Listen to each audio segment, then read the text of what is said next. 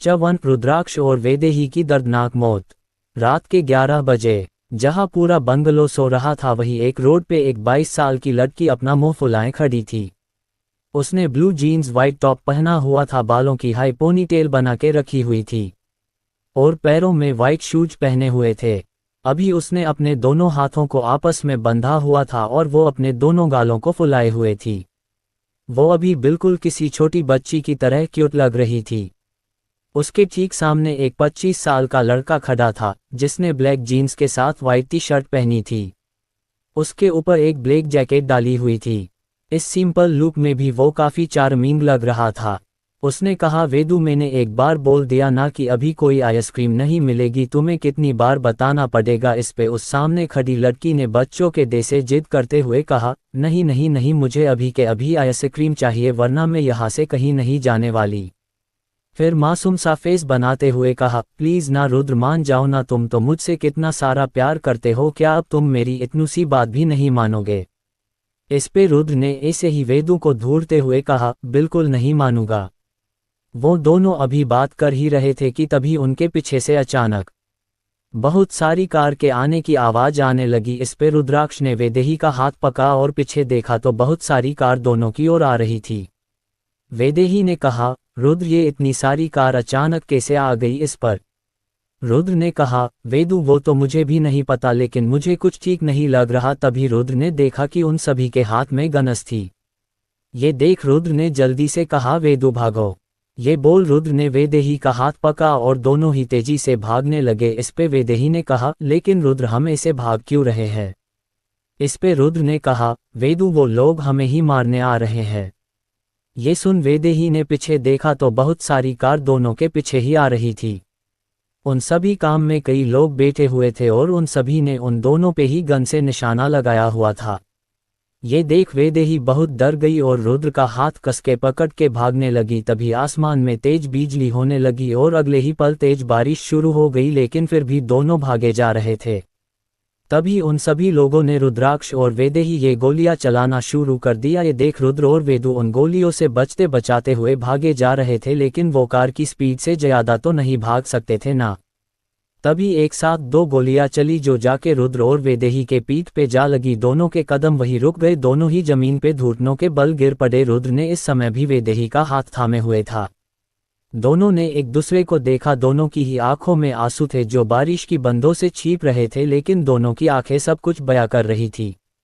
रुद्र आगे बढ़ा और वेदिका को कस के हक कर लिया। तभी उन सभी कारों ने रुद्र और वेदिका को चारों तरफ से घेर लिया और उन सभी में से ब्लैक कपड़ों में गाज बाहर निकले और उन दोनों पे गन पॉइंट कर दी। ये देख वेदिका डर गई और उसने और कस के रुद्र को गले लगा लिया। रुद्र ने कहा, क्या चाहिए तुम लोगों को, क्या बिगाड़ा है हमने आपका। तभी उन सब के पीछे से 2 आवाज आई, चाहिए तो बहुत कुछ था लेकिन वो अब हमने ले लिया है।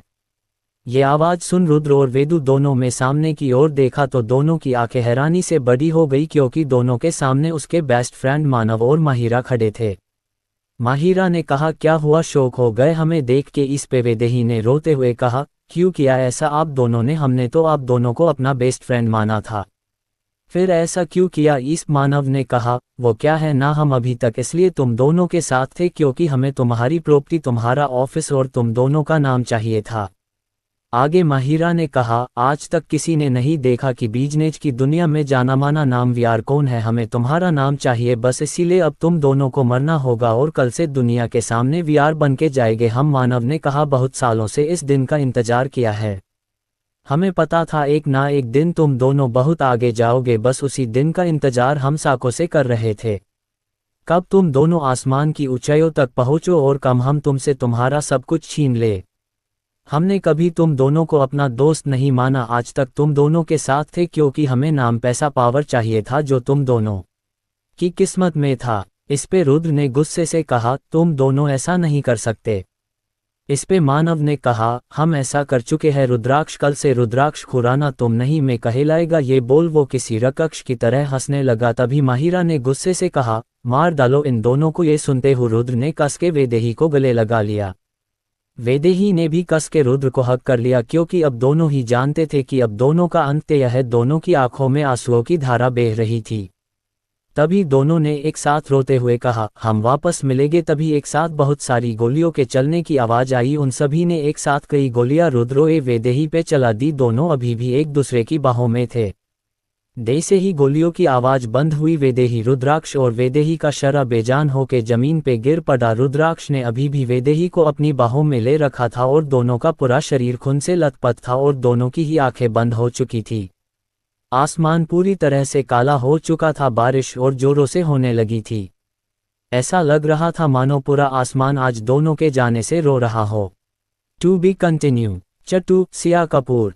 कुछ देर बाद वैदेही की आंखें धीरे धीरे खुली। जैसे ही उसकी आंखें खुली वो अपने आसपास देखने लगी। इससे उसे पता चला कि वो एक हॉस्पिटल में है। ये देख वो हैरान हो गई। उसने खुद से ही कहा, ये कैसे हो सकता है, मैं तो मर चुकी थी ना, फिर मैं यहाँ कैसे आई। तभी उसका ध्यान अपनी बॉडी पे गया। ये देख वो और भी ज़्यादा हैरान हो गई क्योंकि वो उसे अपनी बॉडी से कुछ अलग नजर आ रही थी। उसे कुछ समझ में नहीं आ रहा था कि उसके साथ क्या हुआ है और कौन उसे यहाँ लेके आया है। तभी उसकी नज़र साइड की वॉल पे गई जहाँ एक बड़ा सा आईना था। जब वैदेही ने आईने में खुद को देखा तो वो बहुत ज़्यादा हैरान हो गई क्योंकि वो उसका चेहरा था ही नहीं। ये देख वैदेही धीरे से बेड से उठी और आईने के पास गई। उस खुद के चेहरे को छुआ। उसने हैरानी से कहा, ये कैसे हो सकता है, ये तो सिया कपूर का चेहरा है जो बिजनेस की दुनिया में नंबर 2 पे है, जिसका मुकाबला आज तक कोई नहीं कर पाया है सिवाय एक इंसान के, राम आहूजा, जिसे बिजनेस का बेताज बादशाह कहा जाता है। लेकिन मैं इसके शर्म में क्यों हूँ। फिर उसने लखड़ाती हुई आवाज में कहा, मतलब मेरा रिबर्थ हुआ है। तभी उसे याद आया कि उसने शायद अब अपने रुद्र को खो दिया है। ये याद आते ही उसकी आंखों से लगातार आंसू बहने लगे। उसे ऐसा लग रहा था जैसे उसके दिल पे किसी ने खंजर चला दिया हो। वैदेही वही जमीन पे बैठ गई और रोने लगी। काफी देर तक रोने के बाद उसने खुद को शांत किया और अपने आंसुओं को पोंछा। उसकी आंखों में गुस्से की एक आग जल रही थी। यदि भगवान ने मुझे ये मौका दिया है तो उसे मैं बिल्कुल नहीं गवाऊंगी। अब हर उस शख्स का अंत होगा जिसने भी मेरे और मेरे रुद्र को मौत के घाट उतारा था। किसी को नहीं छोड़ूंगी मैं, किसी को नहीं, सबको मार दूंगी। वो अपनी जगह से उठी और वॉशरूम की ओर बढ़ गई और वहां जाके अपना चेहरा साफ किया। तभी उसे एक ख्याल आया, यदि मैं सिया कपूर के शरीर में हूं तो सिया के साथ क्या हुआ था और वो हॉस्पिटल में क्यों है।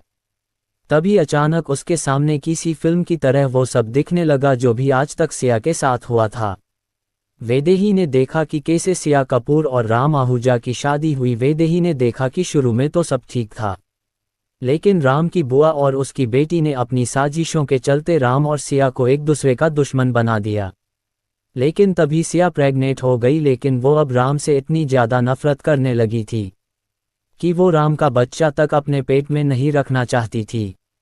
इसलिए जब वो अबॉर्शन कराने गई, लेकिन डॉक्टर ने कहा यदि वो अबॉर्शन कराती है तो उसकी जान को खतरा हो सकता है। इसलिए ना चाहते हुए भी सिया को उस बच्चे को जन्म देना पड़ा। उसे एक बेटा हुआ था, लेकिन सिया ने एक बार भी अपने बेटे को नहीं देखा। वो अपने बेटे और राम से बहुत ज़्यादा नफरत करने लगी थी और उसकी वजह राम की बुआ और उसकी बेटी थी, जो कुछ ना कुछ साजिशें करके राम और सिया के बीच में झगड़ा कराती रहती थी। और धीरे धीरे ये झगड़े इतने ज़्यादा बढ़ गए कि दोनों एक दूसरे के दुश्मन बन बैठे। राम भी अपने काम की वजह से अपने बेटे पे ध्यान नहीं दे पाता था। इस वजह से उसकी बुआ ने सिया के 3 साल के बच्चे को एक हॉस्टल में भेज दिया जो स्पेशल रिक्वेस्ट पे लिया गया था। वैदेही ने देखा कि कैसे उसकी बुआ सिया के बेटे को रोज मिलने जाती थी और रोज उसे अपने ही पेरेंट्स के खिलाफ भड़काती रहती और कई बार उसे डांटती भी। लेकिन राम की बहन को ये बात पता थी, इसलिए उसने सिया के बेटे को समझाया था कि वो उसकी बुआ दादी की बातों पे यकीन ना करे। यही वजह थी कि उसका 3 साल का बेटा राम की बुआ के लाख कोशिशों के बाद भी अपने मम्मा पापा से नफरत नहीं करता था और रोज इंतजार करता था कि कब उसके मम्मा पापा आए और उसे यहाँ से ले जाए। वैदेही ने देखा कि एक दिन राम और सिया का झगड़ा इस हद तक बढ़ गया कि दोनों ने एक दूसरे को गन पॉइंट कर दी। तभी वैदेही ने देखा सिया के पीछे से राम की बुआ ने राम पे गोली चलाई। देखने वालों को यही लगेगा कि गोली सिया ने चलाई है और राम के पीछे से उसकी बुआ की बेटी ने गोली चलाई, जो जाके सिया को लगी। ये सीन देखने वालों को यही लगेगा कि राम और सिया ने एक दूसरे पे गोली चलाई है। वैदेही ने देखा कि राम और सिया अभी एक घने जंगल में थे। दोनों ही अभी जमीन पे बेजान से पड़े हैं। तभी वैदेही के सामने एक और सिन आया। राम की बुआ और उसकी बेटी ने आहूजा और कपूर फैमिली की सारी प्रॉपर्टी पे अपना हक जमा दिया है, और यहाँ तक कि उसने राम की फैमिली को भी आहूजा विला में कैद करके रखा है, और उन सभी के साथ नौकरों जैसा बर्ताव कर रही है, और अभी वो सिया और राम के बेटे को मारने की सोच रही है। ये सब देख के वैदेही की मुठिया गुस्से से कस गई, वो ऐसा कैसे कर सकती है। और सबसे ज्यादा गुस्सा तो मुझे इस सिया और राम पे ही आ रहा है। ऐसे कैसे किसी के भी बहकावे में वो आ सकते हैं। लेकिन अब बस बहुत हुआ, यदि भगवान ने मुझे सिया कपूर के शरीर में भेजा है तो इसके पीछे जरूर कोई वजह होगी। सिया कपूर ने मुझे मेरे बदले के लिए मुझे अपना शरा देके एक बहुत बड़ा एहसान किया है। अब मैं सिया के हर गलत किए कामों को सही करूँगी। हाँ, मैं उसके पति यानी राम से कभी प्यार नहीं कर सकती, लेकिन उसके बेटे को एक माँ का प्यार और आहूजा फैमिली को उसकी बहू जरूर दूंगी। और इन सब में मुझे राम की जरूरत पड़ेगी। अब इन सब दुश्मनों को मारने ले लिए सिया और राम को एक होना पड़ेगा। इसलिए मैं कोशिश करूँगी राम आहूजा को अपना एक दोस्त बना सकूँ। फिलहाल मुझे अभी सिया के बेटे को बचाना होगा। ये बोल उसने अपनी आंखें बंद कर ली और उसके सामने रुद्राक्ष का चेहरा आ गया। ये देख उसकी आंखों में आंसू आ गए। उसने धीरे से कहा, रुद्र, क्या डे से मैं वापस लौटी हूँ, वैसे क्या तुम भी वापस लौटे हो? यदि ऐसा है उद्धरण चिन्ह तो मैं तुम्हें जरूर ठुठ लूंगी, क्योंकि मैं तो तुम्हें अपनी बंद आंखों से भी पहचान सकती हूँ। जब भी तुम मेरे पास होते हो तो मेरी आंखों से पहले मेरा दिल तुम्हें पहचान जाता है, और अब भी मेरा दिल तुम्हें पहचान जाएगा। तभी उसका दिल जोरों से धड़कने लगा। उसका दिल इतनी तेजी से धड़क रहा था कि उसे भी अपनी धड़कनें सुनाई दे रही थी। ये सुन उसकी आंखों में आंसू और होठों पे मुस्कान के साथ अपनी लखराती आवाज में कहा, वो भी आ गया, वो यही है। मैं महसूस कर सकती हूँ, वो मेरे पास ही है। ये बोल वी जल्दी से वॉशरूम से बाहर निकली। तभी सामने का दरवाजा खुला। To be continue. चौथी, राम और सिया आमने सामने। जैसे ही दरवाजा खुला वैसे ही एक इंसान कमरे के अंदर आया। 6 फीट हाइट, गोरा रंग, मस्क्यूलर बॉडी, ये और कोई नहीं राम आहूजा था। वही जैसे ही सिया ने सामने देखा तो वो वही जम गई। उसके दिल की धड़कनें अब और भी ज्यादा फास्ट हो चुकी थी। वही ऐसा ही कुछ हाल राम का भी था, लेकिन उसे समझ नहीं आ रहा था कि ऐसा क्यों दोनों एकटक एक दूसरे को देखे जा रहे थे। दरअसल राम की सिया के पहले ही होश आ चुका था, और जैसे सिया के शरा में वैदेही ने प्रवेश लिया था, वैसे ही राम के शरीर में रुद्राक्ष ने प्रवेश लिया था। उसे भी इन सब चीज़ों में समझने में वक्त लगा, लेकिन उसे यकीन था कि जैसे वो लौट के वापस आया है वैसे ही उसकी वेदू भी जरूर लौट के आई होगी, और उसने खुद से ही वादा किया था वो अपनी वेदू को जरूर ठुठ निकालेगा। लेकिन फिलहाल उसे अभी राम की फैमिली और उसके बच्चे को बचाना सही लगा, क्योंकि वो सब अभी खतरे में थे। पिछली जिंदगी में नहीं रुद्राक्ष की कोई फैमिली थी और ना ही वैदेही की, इसलिए वो इस जीवन में एक फैमिली का प्यार, अपनापन कैसा होता है वो महसूस करना चाहता था। और वो नहीं चाहता था कि उसकी फैमिली को कुछ भी हो। बस इसलिए वो इस बारे में सिया से बात करने आया था और सब क्लियर करने आया था कि उनके साथ जो भी हुआ है वो उसकी बुआ की वजह से है। लेकिन जैसे जैसे वो सिया के रूम की ओर बढ़ रहा था वैसे वैसे उसके दिल की धड़कनें बढ़ रही थी, और वो जानता था कि ऐसा तभी होता है जब उसकी वेदू उसके आसपास हो। और जैसे ही वो सिया के रूम का दरवाजा खोलने जा रहा था वैसे ही उसकी धड़कनें और ज़्यादा बढ़ गई। तभी उसे एक ख्याल आया, गोली सिया और राम दोनों को लगी थी, और जैसे मुझे इस राम की सारी बातें याद है उस हिसाब से तो सिया राम के मरने से पहले ही मर चुकी थी। उसे याद आया कि दोनों को राम के कुछ गार्ड्स इस हॉस्पिटल में लेके आए थे। ये एक छोटा सा हॉस्पिटल था। जब दोनों को यहाँ लाया गया तब राम कुछ अपने होश में था, और उसने डॉक्टरों की बातें सुनी थी कि सिया अब मर चुकी है। अभी सिया को कुछ देर के लिए उस रूम में रखा गया था, क्योंकि बॉडी को ले जाने वाला अभी कोई नहीं था।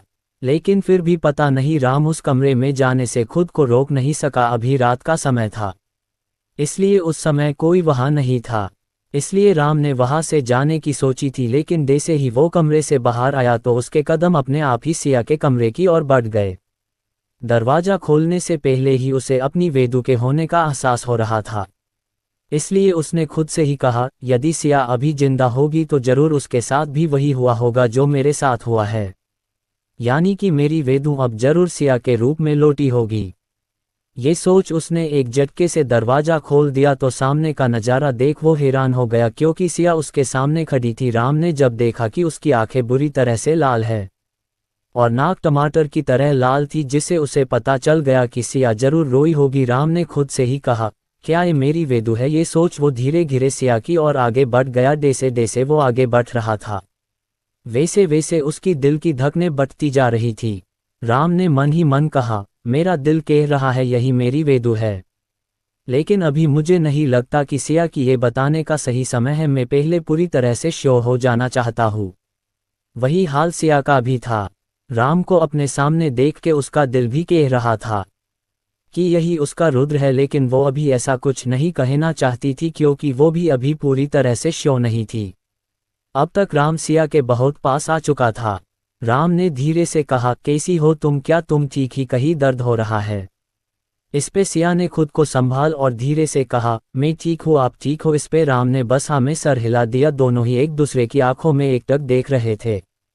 काफी देर तक दोनों ने कुछ नहीं कहा। फिर राम ने धीरे से कहा, मैंने गोली नहीं चलाई थी तुम पे। इस पे सिया ने कहा, मैंने भी आप पे गोली नहीं चलाई थी।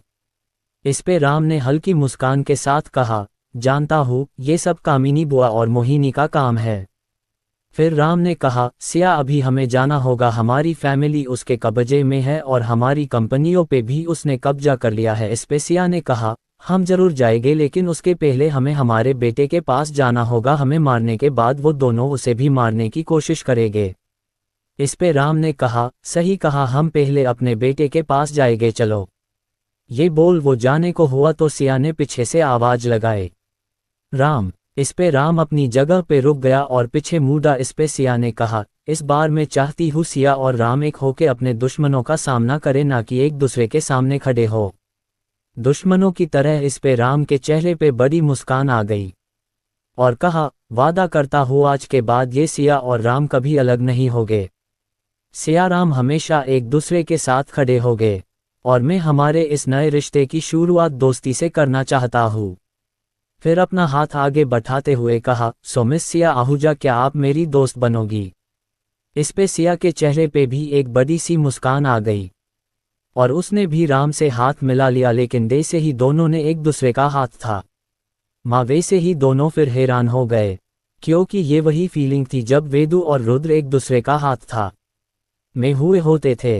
वो फीलिंग दोनों कभी नहीं भूल सकते थे। दोनों ने हैरानी से एक दूसरे को देखा। फिर राम ने खुद को संभालते हुए कहा, चले। To be continue.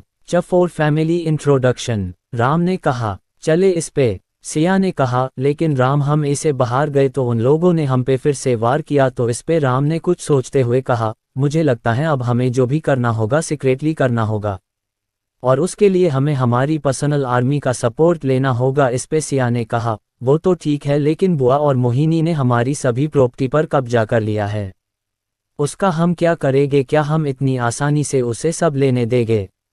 इस पे राम ने एक टेढ़ी मुस्कान के साथ कहा, कभी नहीं। वो दोनों ना ही कपूर फैमिली की प्रॉपर्टी को ले सकते हैं और न ही आहूजा फैमिली की प्रॉपर्टी को, क्योंकि मैंने कुछ दिन पहले ही सभी विल और डॉक्यूमेंट को चेंज करके उसे दूसरी जगह छुपा दिया था, क्योंकि मुझे कहीं ना कहीं बुआ और मोहिनी पे शक हो गया था। और आहूजा के साथ साथ मैंने तुम्हारे खास आदमी मलिक से कपूरस की विल और सभी डॉक्यूमेंट दूसरी जगह ट्रांसफ़र करा दिए थे। इसलिए अभी बुआ और मोहिनी के पास अभी जो भी डॉक्यूमेंट है वो सब नकली है, क्योंकि उन नकली पेपर पे मैंने जानबूझ के ऐसे साइन किया ताकि उन लोगों को कोई शक ना हो। और उसने कल हमें गोली लगने के ठीक 1 घंटे पहले ही पेपर साइन करवाए थे। उद्धरण चिन्ह। राम को जब ये सारी बातें याद आई तभी उसने आगे का प्लान बना लिया था कि अब वो आगे उन दोनों के साथ क्या करेगा और कैसे अपनी फैमिली को बचाएगा।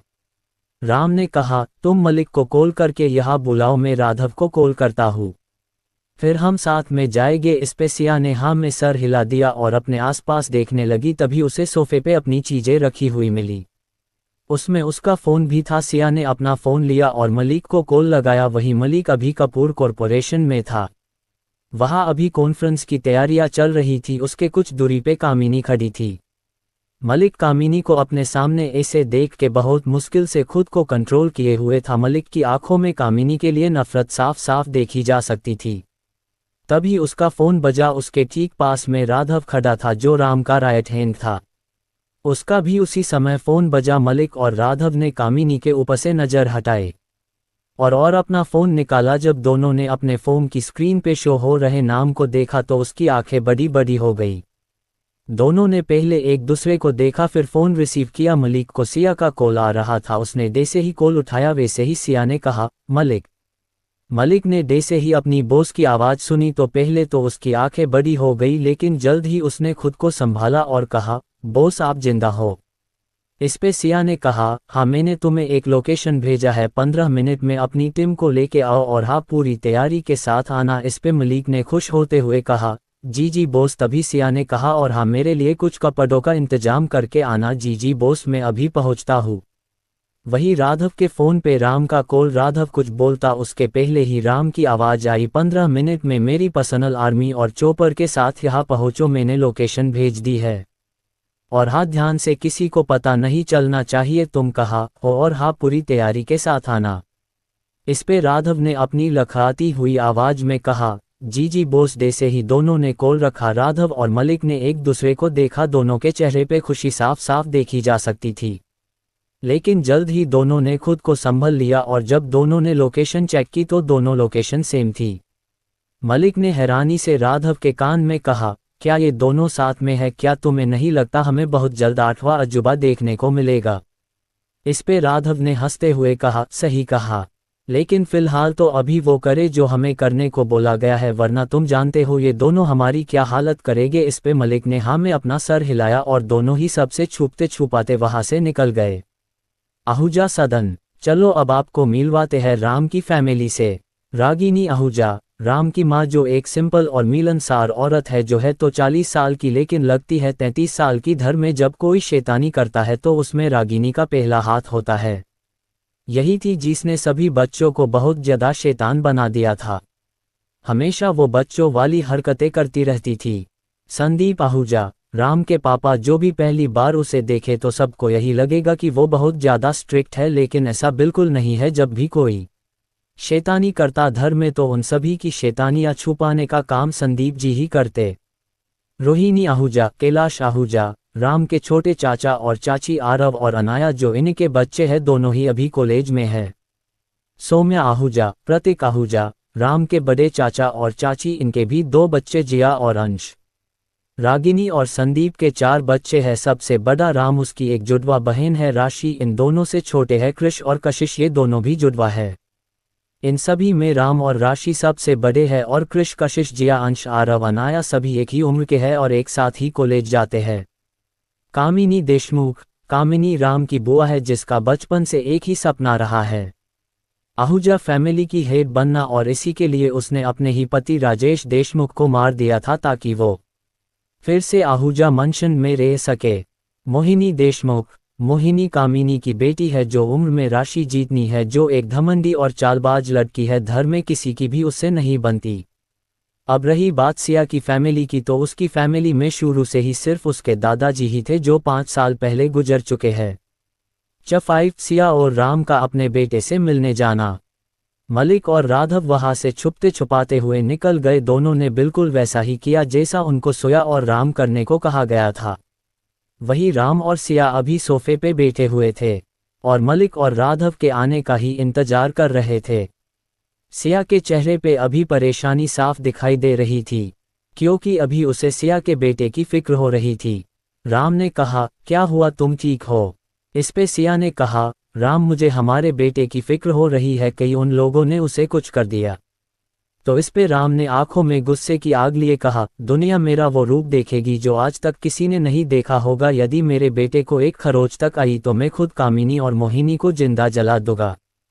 तभी कमरे का दरवाजा नोक हुआ। राम ने खुद को शांत किया और कहा, कम इन। जैसे ही दरवाजा खुला वहां और मलिक खड़े हुए थे। जैसे ही दोनों ने सामने का नज़ारा देखा तो दोनों की आंखें और मुंह फटा का फटा रह गया, क्योंकि दोनों के सामने राम और सिया एक ही सोफे पे बैठे थे और यहाँ तक कि सिया ने राम के हाथ पे हाथ भी रखा हुआ था। ये देख दोनों जैसे वही बेहोश होने वाले थे। क्योंकि कल तक जो दोनों एक दूसरे को देखना तक पसंद नहीं करते थे, वो दोनों अभी एक साथ ऐसे नॉर्मली कपल की तरह एक दूसरे का हाथ थामे बैठे हुए थे। दोनों को ऐसे देख सिया को तो पहले हंसी आई, लेकिन फिर सख्त आवाज में कहा, अभी वही खड़े रहोगे या कुछ बोलोगे भी? इस पे दोनों डे से अपने होश में आए, दोनों जल्दी से आगे आए और दोनों ने एक एक बैग वही टेबल पे रखते हुए कहा, आपके लिए कपड़े है। फिर राघव ने कहा, बॉस, जैसा कि आपने कहा था चोपर रेडी है। इस पे राम ने कहा, किसी को खबर तो नहीं है ना कि हम अब भी जिंदा है? इस पे राघव ने कहा, नहीं बॉस, अभी सबको यही लग रहा है कि आप और मिस सिया मर चुके हैं। इस पे राम ने कहा, ठीक है, अभी फिलहाल हमारे बेटे रियांश के पास जाने की तैयारी करो, हम अभी उसी को लेने जा रहे हैं। ये सुन तो राघव और मलिक और भी ज्यादा हैरान हो गए, क्योंकि आज तक इन दोनों ने कभी अपने बेटे को ठीक से देखा तक नहीं था, तो बात करना तो दूर की बात है।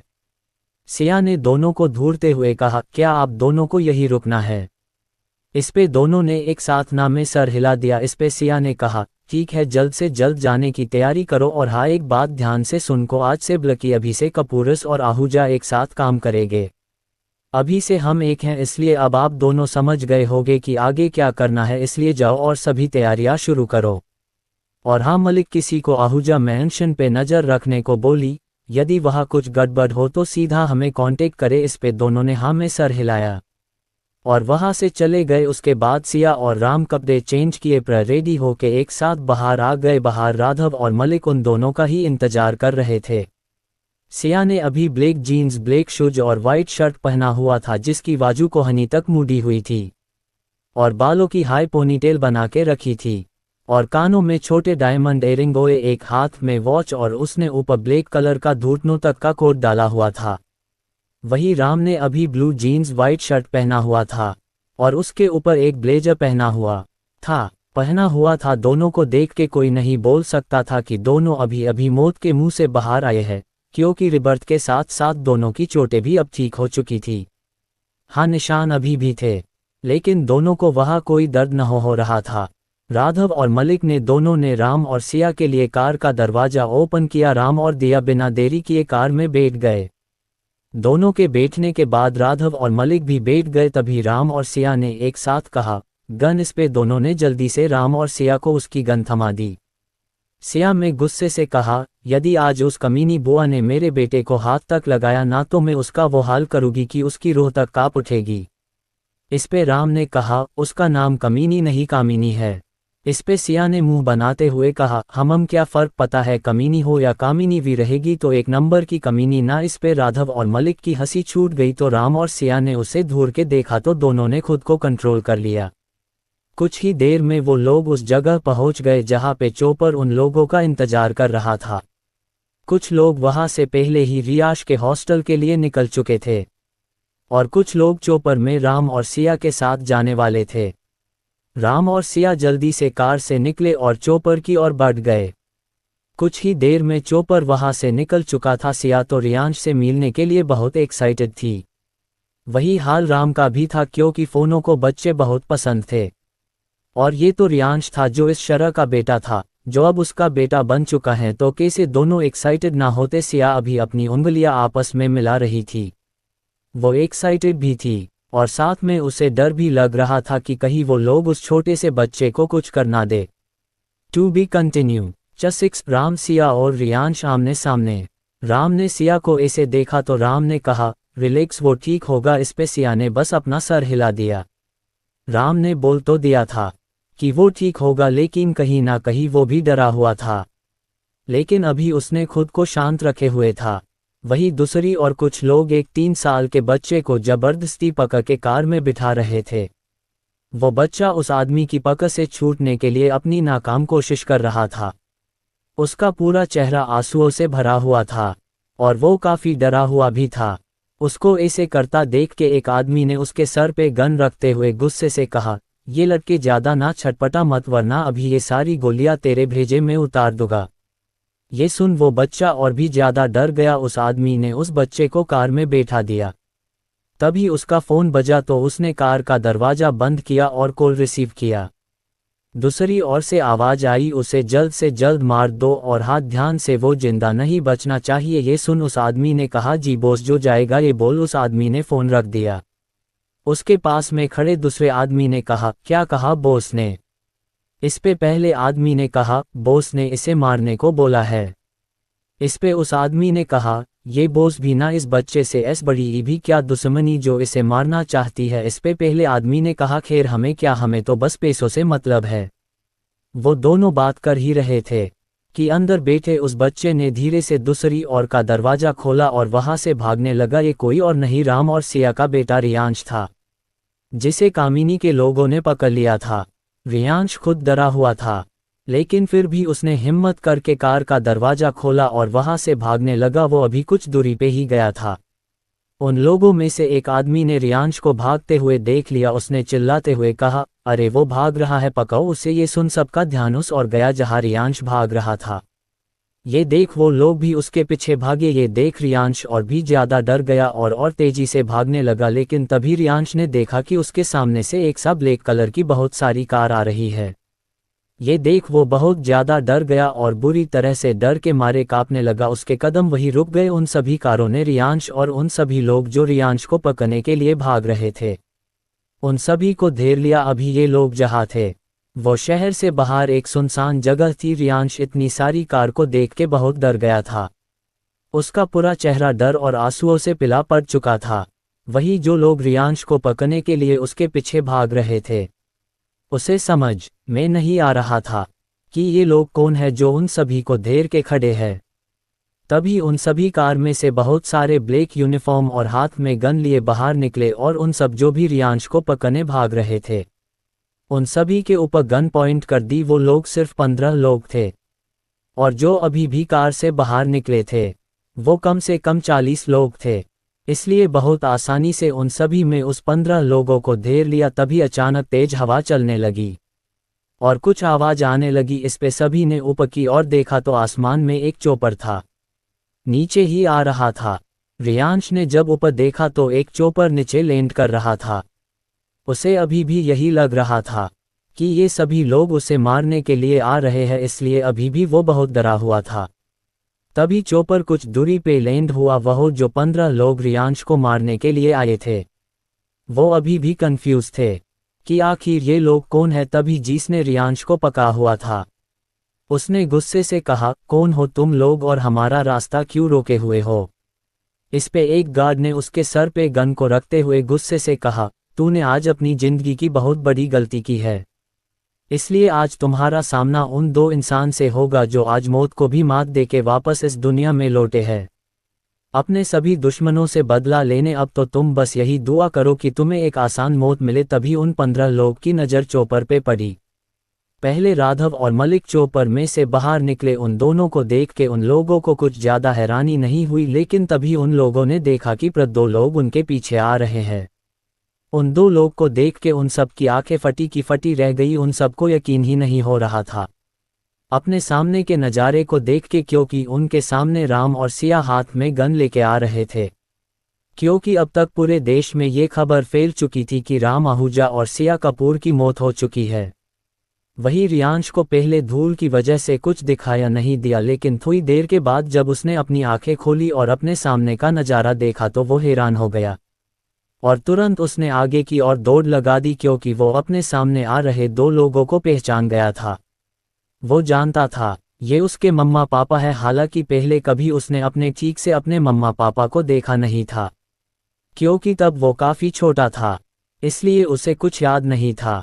वो तो राशि ही थी जो कामिनी से छुप के रियांश से मिलने आती थी और उसी ने ही रियांश को राम और सिया की तस्वीर दिखाई थी और कहा था कि यही उसके मम्मा पापा है। आहूजा फैमिली में कोई नहीं जानता था राम और सिया का कोई बेटा है। ऐसा क्यों, ये आगे पता चलेगा। राम और सिया के बेटे के बारे में राशि, कामिनी और मोहिनी ही जानते थे, बाकी किसी को नहीं पता था कि राम और सिया का कोई बेटा भी है, क्योंकि सिया प्रेगनेंसी के समय यूएसए चली गई थी, जिससे ये बात अभी तक किसी को नहीं पता है।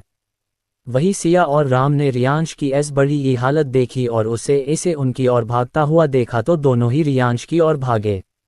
वही रियांश रोते हुए सिया और राम की ओर भाग रहा था। तभी उसका पैर एक पत्थर से लगा और वो गिरने ही वाला था कि राम और सिया ने जल्दी से नीचे झुक के उसे पकड़ लिया और दोनों ने एक साथ रियांश को कस के गले लगा लिया। To be continue. Just 7 Siya की एक्साइटमेंट। वही सिया और राम ने रियांश की ऐसी बड़ी ही हालत देखी और उसे ऐसे उनकी ओर भागता हुआ देखा तो दोनों ही रियांश की ओर भागे। वही रियांश रोते हुए सिया और राम की ओर भाग रहा था। तभी उसका पैर एक पत्थर से लगा और वो गिरने ही वाला था कि राम और सिया ने जल्दी से नीचे झुक के उसे पकड़ लिया और दोनों ने एक साथ रियांश को कस के गले लगा लिया।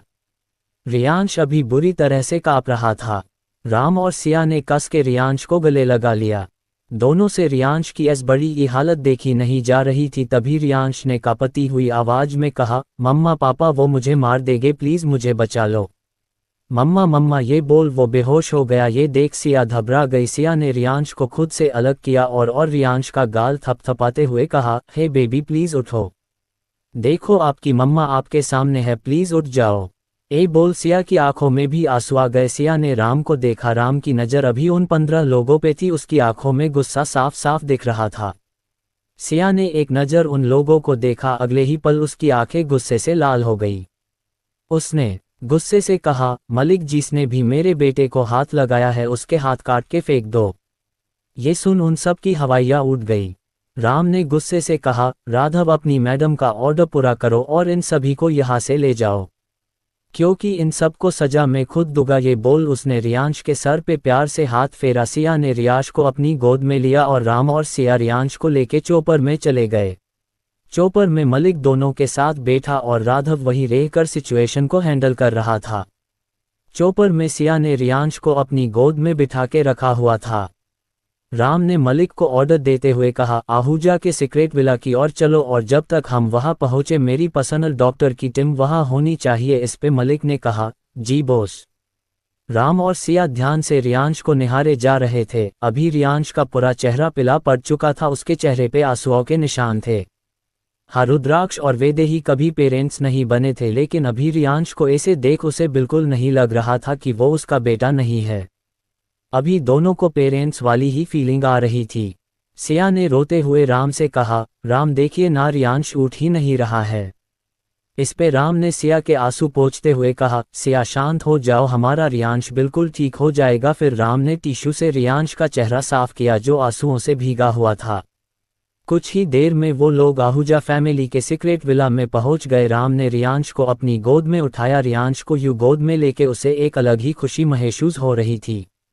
उसने खुद से ही कहा, थैंक यू भगवान, मुझे इस जन्म में इतना प्यार बेटा देने के लिए। राम और सिया उस विला में आए। राम रियांश को एक कमरे में ले गया और वहां उसे लेटा दिया और उसे ठीक से कंबल से ढक दिया। तभी वहां कुछ डॉक्टर आए तो राम और सिया कमरे से बाहर चले गए और डॉक्टर अंदर अपना काम करने लगे। बाहर राम, सिया और मलिक डॉक्टर के बाहर आने का इंतजार कर रहे थे। सिया इधर से उधर चक्कर लगा रही थी। उसे रियांश की बहुत ज़्यादा फिक्र हो रही थी। उसने तो जब पहली बार रियांश को अपनी ओर भागता हुआ देखा था और खुद के लिए मम्मा सुना था, तभी से वो अपना दिल उस छोटे से रियांश को दे दिया था और खुद को उसकी माँ मान लिया था। तभी राम ने सिया का हाथ पकड़ा और कहा, सिया शांत हो जाओ, वो ठीक हो जाएगा। इस पे सिया ने बस हाँ में सर हिला दिया। कुछ देर के बाद डॉक्टर बाहर आए। ये देख राम और सिया तुरंत आगे आए। सिया ने परेशान होके कहा, डॉक्टर अब मेरा बेटा कैसा है, वो ठीक तो है ना? इस पे डॉक्टर ने कहा, परेशानी वाली कोई बात नहीं है, वो सब डर की वजह से बेहोश हो गया था। मैंने उसे इंजेक्शन दे दिया है, वो कुछ ही देर में होश में आ जाएगा। इस पे दोनों ने एक राहत की सांस ली। उसके बाद मलिक डॉक्टर को बाहर छोड़ने चला गया। वही राम और सिया कमरे में गए तो उसने देखा कि रियांश आराम से बेड पे लेटा हुआ था। राम और सिया रियांश के दोनों ओर बैठ गए और प्यार से उसका सर सहलाने लगे। अभी सिया और राम के मन में एक ही बात चल रही थी। वही सिया अपने ही मन में बोल रही थी, मैं और मेरा रुद्र भी तो बिल्कुल ऐसी बड़ी ही लाइफ चाहते थे जहां मैं हूँ वो हो, और हमारा एक प्यारा सा बेबी। लेकिन ये सोच उसकी आंखों में आंसू आ गए। वही राम भी यही सोच रहा था। भी याद आ रहा था वो और उसकी वेदू बिल्कुल ऐसे ही खुद का बेबी चाहते थे और एक प्यारी सी फैमिली शुरू करना चाहते थे। लेकिन उस जिंदगी में वो नहीं हो सका, लेकिन शायद इस जिंदगी में हमारा ये सपना पूरा हो गया। फिर उसने सिया को देखा और मन ही मन कहा, मेरा दिल कह रहा है कि तुम ही मेरी वेदू हो, लेकिन जब तक मैं खुद श्योर ना हो जाऊं तब तक मैं तुमसे कुछ नहीं कहूँगा। और वैसे भी यदि तुम मेरी वेदू हो तो मुझे कुछ ही दिन में पता चल जाएगा, क्योंकि तुम्हारी बचकानी हरकतें और तुम्हारी शरारत जो तुम करना कभी नहीं छोड़ती हो, बस एक बार में श्योर हो जाओ, उसके बाद हम दोनों मिलके अपने दुश्मनों का सामना करेंगे। तभी कमरे में मलिक आया। राम ने मलिक को देखा और कहा, क्या कुछ कहना है? इस पे मलिक ने कहा, कल मिस कामिनी ने मीडिया को बुलाया है और वो ये ऐलान करने वाली है कि आहूजा और कपूर इसकी कंपनी की नहीं मालिक वो होगी। इतना ही नहीं बल्कि आहूजा और कपूर की जितनी भी प्रॉपर्टी है वो सब अब उसके नाम हो चुका है और वो अब आहूजा और कपूर फैमिली को सभी प्रॉपर्टी की नई मालकिन है। इस पे सिया ने गुस्से में खड़े होते हुए कहा, बस अब बहुत हुआ, उस कामिनी को तो मैं छोड़ूंगी नहीं। इस पे राम ने खड़े होते हुए कहा, रिलैक्स सिया, अभी उसे जीतना खुश होना है, होने दो। इस पे सिया ने राम से कहा, राम हमारे हाथ से हमारा सब कुछ उसने छीन लिया और आप अभी भी ऐसे शांत है। इस पे राम ने एक डेविल मुस्कान के साथ कहा, किसने कहा हमसे हमारा सब कुछ छीन गया है? राम की इस बात पे सिया और मलिक दोनों ही हैरान हो गए। सिया ने कहा, क्या मतलब? राम में कुछ समझी नहीं। इस पे राम ने कहा, मतलब ये कि हमारी सारी प्रॉपर्टी अभी भी हमारे नाम पे ही है। कामिनी के पास अभी जो भी पेपर्स है वो सब नकली है। आहूजा और कपूर फैमिली के सारे प्रॉपर्टी पेपर अभी भी मेरे पास है। ये सुन सिया और मलिक दोनों ही हैरान हो गए। इस पे राम ने कहा, मुझे पहले ही कुछ शक था, बस इसीलिए मैंने असली पेपर्स की जगह नकली पेपर्स रख दिए। इस पे सिया ने एक्साइटेड होते हुए कहा, ये तब तो बहुत मजा आएगा, उस कमीनी बुआ का चेहरा देखने लायक होगा। फिर वो जल्दी से राम के पास गई और उसका हाथ पकड़ते हुए कहा, राम हम ना एक काम करते हैं, जब वो कमीनी बुआ पूरे मीडिया के सामने जब बता रही होगी ठीक उसी समय हम दोनों ना अपनी बिल्कुल टशन वाली एंट्री लेंगे और उस समय उस कमीनी बुआ का चेहरा देखने लायक होगा, बड़ा मजा आएगा। इस पे राम के चेहरे पे मुस्कान आ गई और मन ही मन कहा, आखिर का तुम धीरे धीरे ये साबित कर ही रही हो कि तुम ही मेरी वेदू हो, क्योंकि ऐसी बड़ी ही हरकतें मेरी वेदू ही किया करती थी। तभी सिया ने राम को हिलाते हुए कहा, राम कहा, खोबे बताना हम कल जाएगा ना वहाँ? इस पे राम ने प्यार से सिया का सर सहलाते हुए कहा, जरूर, हम जरूर जाएंगे। इस पे सिया बहुत ज़्यादा खुश हो गई और इसी खुशी में उसने राम को हक किया और कहा, ओह आप ना सबसे बेस्ट होए बोल। वो जल्दी से रियाश के पास जाके बैठ गई और उससे बातें करने लगी। वहीं मलिक तो अपना मुंह और आंखें दोनों फाड़े सामने का नज़ारा देख रहा था। उसे तो यकीन ही नहीं हो रहा था कि ये उसकी बॉस है। To be continue. Chat. Ram, Siya और रियांश का एक साथ डिनर। जब राम ने कहा कि वो कल जरूर जाएंगे तब सिया बहुत ज़्यादा खुश हो गई और इसी खुशी में उसने राम को हक कर लिया और फिर जल्दी से रियांश के पास आ गई और उससे बातें करने लगी। राम ने मलिक को वहाँ से जाने का इशारा किया। इस पे मलिक वहाँ से चला गया। फिर राम ने सिया को देखा जो अभी रियांश से बातें कर रही थी। सिया रियांश के गाल को सहलाते हुए बोल रही थी, रिशु बेबी आपको पता है मम्मा और पापा ना कल उस गंदी बुआ को ना सबक सिखाने जाने वाले हैं, आप भी हमारे साथ चलना, मजा आएगा देखना। तभी राम ने देखा कि रियांश की आंखें धीरे धीरे खुल रही है। ये देख राम जल्दी से रियांश के पास गया और उसके सर को प्यार से सहलाने लगा।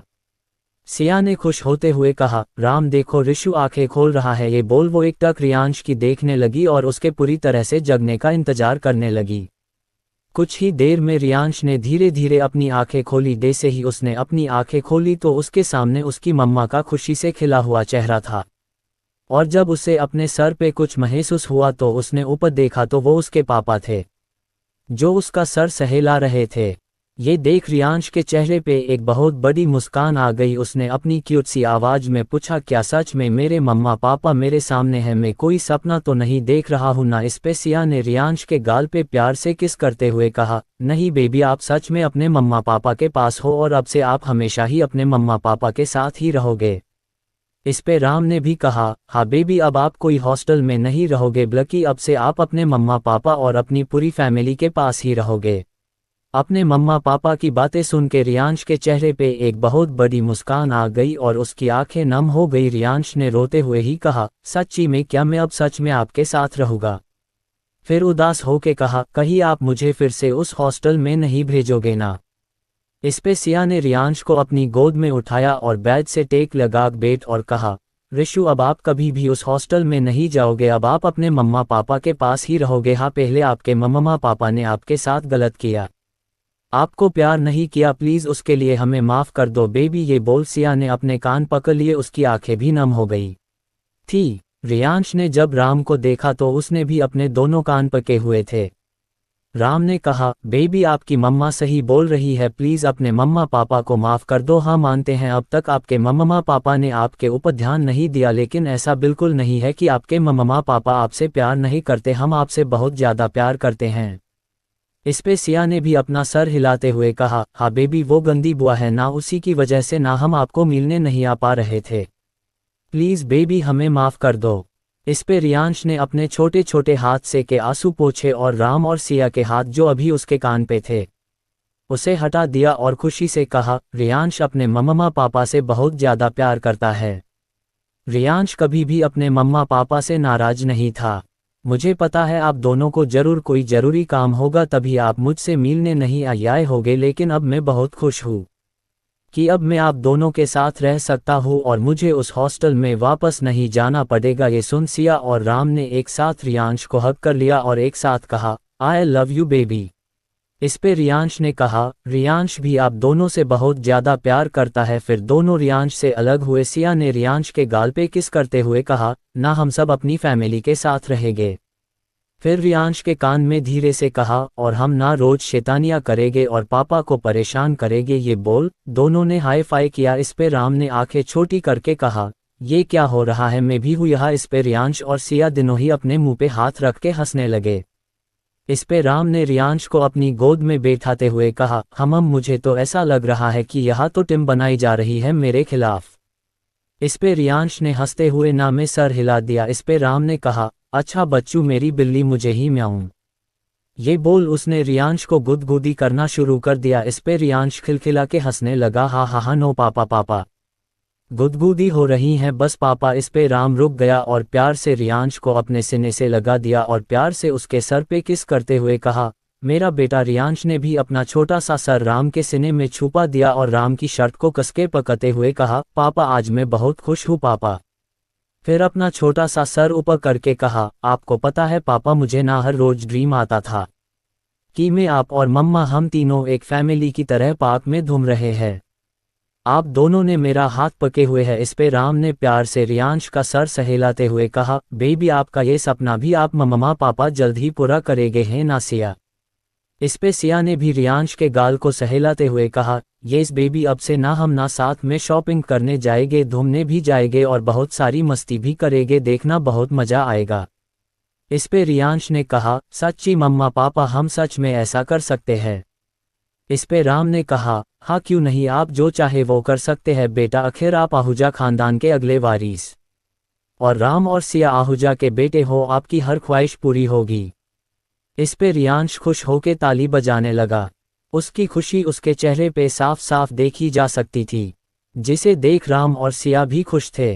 तभी सिया ने कहा, बेबी आपको भूख लगी होगी ना, आप थोड़ी देर वेट करें, मैं अभी आपके लिए कुछ बना के आती हूँ। इस पे राम ने कहा, सिया वो क्या, तुम मेरे लिए भी कुछ बना सकती हो। इस पे सिया ने हंसते हुए कहा, मैं हम तीनों के लिए कुछ बना के आती हूँ। ये बोल सिया कमरे से निकल गई। सिया के जाने के बाद राम रियांश के साथ बातें करने लगा। राम रियांश से उसकी पसंद नापसंद उसकी ख्वाहिश सबके बारे में पूछ रहा था और रियांश भी खुशी खुशी सब बता रहा था। कुछ ही देर में सिया कमरे में एक ट्रे लेके आई और उसे बेड के बीच में रख दी। उसमें तीनों के लिए ग्रिल सैंडविच, कुछ चिप्स और जूस था। सिया ने कहा, सॉरी बेबी सॉरी राम, मैं जल्दी में इतना ही बना पाए। इस पे राम ने कहा, इट्स ओके, यही बहुत है हमारे लिए, है ना बेबी। इस पे रियांश ने भी जोर से हाँ में सर हिलाते हुए कहा, हाँ मम्मा मैं तो ये खाने के लिए भी बहुत ज़्यादा एक्साइटेड हूँ, क्योंकि आज मैं पहली बार जो अपनी मम्मा की बनाई हुई डिश खाऊंगा। इस पे सिया ने रिशु की नाक को खींचते हुए कहा, येस बेबी, और मैं अपने बेबी को अपने हाथों से खिलाऊंगी। उसके बाद सिया राम के सामने पालती मार के बैठ गई और खाने की ट्रे को दोनों के बीच में रखा। राम की गोद में रिशु बैठा था। सिया और राम बारी बारी से रियांश को खिला रहे थे।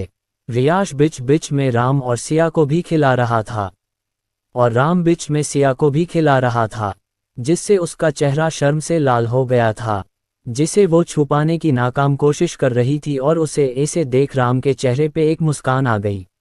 खाने के बाद राम ने रियांश का हाथ और मुंह साफ कराया और सिया किचन में ट्रे रखने चली गई। जब सिया किचन में गई तो उसे वहां मलिक दिखा जो कुछ ठूठ रहा था। इस पे सिया ने कहा, मलिक क्या हुआ, कुछ ठूठ रहे हो? इस पे मलिक ने अपना सर खुजलाते हुए कहा, क्या वो बॉस, मुझे एक और सैंडविच मिल सकती है? इस पे सिया ने हंसते हुए कहा, क्यों नहीं मलिक। फिर सिया ने प्लेटफॉर्म पे रखी एक प्लेट ली और उनमें 3 सैंडविच रखी हुई थी।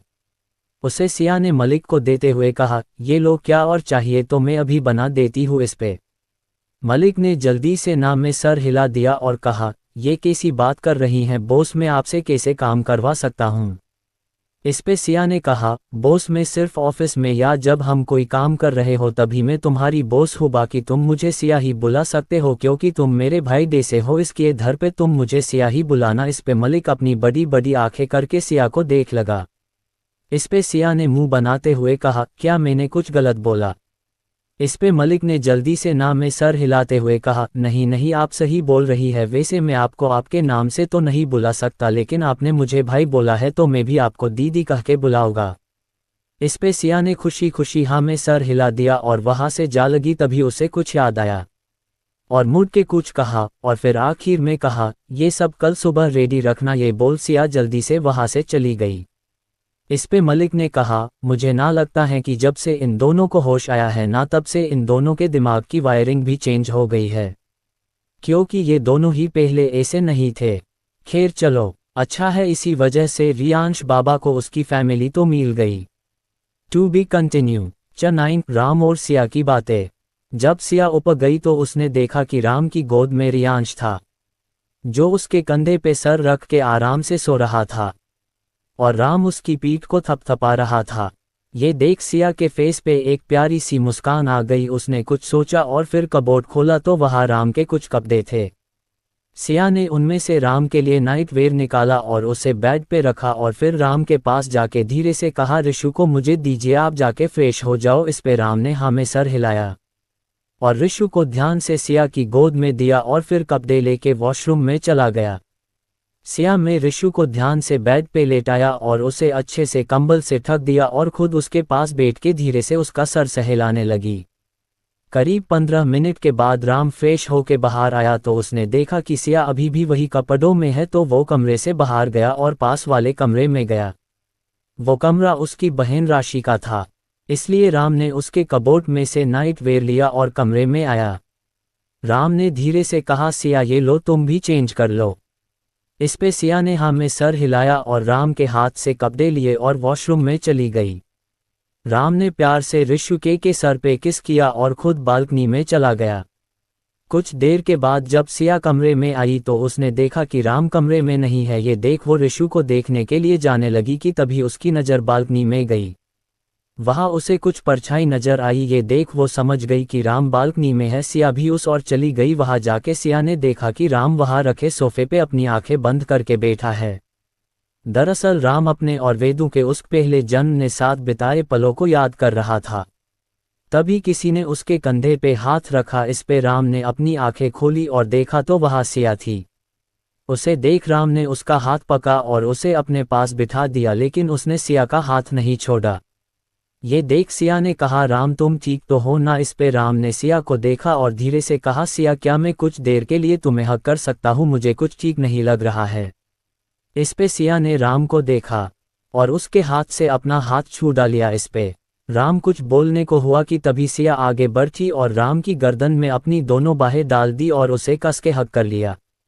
अचानक सिया की इस हरकत से पहले तो राम हैरान हो गया, लेकिन बाद में उसने भी कस के सिया को हक कर लिया। इसमें राम की आंखें बंद थी। सिया को ऐसे हक करने से उसे फिर से वही सुकून मिल रहा था जो उसे हमेशा से उसकी वेदू की बाहों में मिलता था, इसलिए उसकी आंखों से आंसू बहने लगे। कुछ वही हाल सिया का भी था। राम को ऐसे हक करने से उसे भी उसके रुद्र की याद आ गई, क्योंकि वही एहसास था जो हमेशा से उसे रुद्र की बाहों में मिलता था। सिया में मन ही मन कहा, हो ना हो राम, आप ही मेरे रुद्र हो। मेरा दिल कभी आपको पहचानने में गलती नहीं करेगा। आपकी आंखों में भी ये साफ नजर आ रहा है कि आप भी जानते हैं कि आप रुद्र है और मैं ही आपकी वेदू, और साथ में ये भी जानती हूँ कि अभी आप मुझसे ये बात करेंगे भी नहीं, लेकिन मैं हमेशा आपके बोलने ला इंतजार करूँगी। सिया ने अपने आंसू पोंछे और राम से अलग हुई। सिया ने देखा कि राम की आंखों में आंसू थे। सिया ने राम के चेहरे को अपने दोनों हाथों में था माँ और प्यार से उसके आंसुओं को पोंछते हुए कहा, राम अब हमारी जिंदगी में इन आंसुओं की कोई जगह नहीं है। अब हमारी जिंदगी में सिर्फ खुशियाँ ही खुशियाँ होगी। अब हमारे साथ हमारा प्यार सा ऋषु भी है ना। इस पे राम के चेहरे पे एक प्यारी सी मुस्कान आ गई और हाँ में सर हिलाया और फिर वही सिया को अपनी बाहों में भर के सीधे बैठ गया और कहा, हम सही कहा सिया, अब हमारी जिंदगी में सिर्फ खुशियाँ होगी, लेकिन उसके पहले हमें बहुत सारे ऐसे कामों को सही करना है जो हमने पहले बिगाड़ दिए हैं, और सबसे पहले तो हमें हमारे दुश्मनों को सबक सिखाना होगा। इस पे सिया ने कहा, सही कहा राम, आपने सबसे पहले तो उस कमीनी बुआ को सबक सिखाओगी, मैं उसी की वजह से ये सब हुआ है। इस पे राम ने सिया के सर पे हल्के से चपत लगाते हुए कहा, उसका नाम कामिनी बुआ है ना कि कमीनी बुआ। इस पे सिया ने अपने होठों को पाउट बनाते हुए कहा, मेरे लिए वो कमीनी बुआ ही है और मैं उसे कमीनी बुआ ही कहूँगी। इस पे राम ने ना में अपना सर हिला दिया। वैसे देखा जाए तो उसी की वजह से हमारे बेटे को कभी माँ पापा का प्यार नहीं मिला, ना कि एक परिवार का प्यार, जबकि उसके पास इतनी बड़ी फैमिली है। उतना ही नहीं, ना ही मैंने कभी अपने परिवार को प्यार किया। मेरे कितने छोटे भाई है बहन है, लेकिन मैंने आज तक एक बड़े भाई का फर्ज नहीं निभाया, नहीं कभी उनसे प्यार से बात की, हमेशा सभी को डांटता ही रहता है। नहीं, मैंने माँ पापा दादा दादी को प्यार दिया। बुआ ने बचपन से ही मुझे मेरे ही परिवार से दूर कर दिया और मैं आज तक कुछ समझ ही नहीं पाया। बुआ ने मुझे परिवार से तो दूर किया, साथ ही हम दोनों के बीच भी नफरत पैदा कर दी, सब कुछ छीन लिया उनसे मुझसे, यहाँ तक कि मैं एक अच्छा पिता भी नहीं बन पाया। इस पे सिया ने कहा, गलती तो मुझसे भी हुई है, राम में ही थी जो कामिनी बुआ और मोहिनी की बातों में आ गई थी, जिसकी वजह से मैंने ना कभी एक बहू का फर्ज निभाया, ना भाभी का, ना ही एक पत्नी का और ना ही एक माँ का। फिर सिया ने राम को देखा और कहा, लेकिन राम, हम खुशकिस्मत हैं, अब हमें भगवान ने दूसरा मौका दिया है अपनी गलतियों को सुधारने का, और इस बार देखना हम ना सब सही कर देंगे। हम सबको इतना प्यार करेंगे, इतना प्यार करेंगे कि सब हमें जल्दी से माफ़ कर देंगे और हमें अपना भी लेंगे। तभी सिया ने कहा, अरे हाँ, अभी तक को सबको ऋषु के बारे में भी नहीं पता है ना राम, जब सब ऋषु से मिलेंगे तो कितने खुश हो गए हैं ना। इस पे राम ने भी मुस्कुराते हुए कहा, हाँ सही कहा सिया, लेकिन फिलहाल तो हमारा परिवार उस कामिनी बुआ के कैद में है। उसने सभी को घर में कैद करके रखा है और वो हमारे फैमिली के साथ बहुत बुरा बर्ताव कर रहे हैं। हमें जल्द से जल्द सबको वहां से बचाना होगा। इस पे चटैन पहली सुबह राम ने जब कहा उसकी फैमिली अभी कामिनी के कब्जे में है, तो सिया ने कुछ सोचा और उसके चेहरे पे एक देवील मुस्कान आ गई। ये देख राम ने कहा, क्या हुआ, तुम क्या सोच रही हो। इस पे सिया ने कहा, राम, हम कल सबसे पहले कंपनी जाने वाले हैं ना, जहां सभी मीडिया आने वाली है। इस पे राम ने हाँ में सर हिला दिया। इस पे सिया ने एक देविल मुस्कान के साथ कहा, तो वो मोहिनी जरूर आहूजा मैनसन में होगी और उस समय में उस तक कोई खबर ही नहीं लगने दूंगी कि कंपनी में क्या हो रहा है।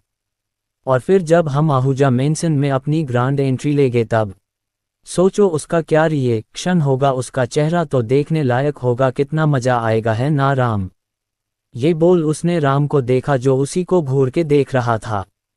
इस पे सिया ने मुंह बनाते हुए कहा, क्या हुआ, ऐसे क्यों देख रहे हो। इस पे राम ने कहा, ये तुम्हारे दिमाग में ऐसे उलझुल बातें कहाँ से आती हैं, और मुझे ऐसा लग रहा है कल तुमने कंपनी जाने के बारे में भी कुछ उटपटांग ही सोचा होगा। इस पे सिया ने अपने दांत दिखाते हुए कहा, वो तो आपको सुबह ही पता चलेगा। इस पे राम ने बस ना में अपना सर हिला दिया और कहा, अभी चले सोने, क्या पता कल वो कामिनी सब मीडिया के सामने अनाउंस भी कर दे और आप यहाँ सोती ही रह जाओ। इस पे सिया जद से खड़ी हुई और कहा, बिल्कुल भी नहीं, ऐसा कभी नहीं होगा। ये बोल वो जल्दी से कमरे की ओर भागी और ऋषु के बगल में ब्लैंकेट से खुद को कवर करके सो गई। ये देख राम की हंसी छूट गई। अगली सुबह 7 बजे सिया की नींद खुली। सिया ने जैसे ही अपनी आंखें खोली तो उसके सामने 2 हैंडसम चेहरे थे।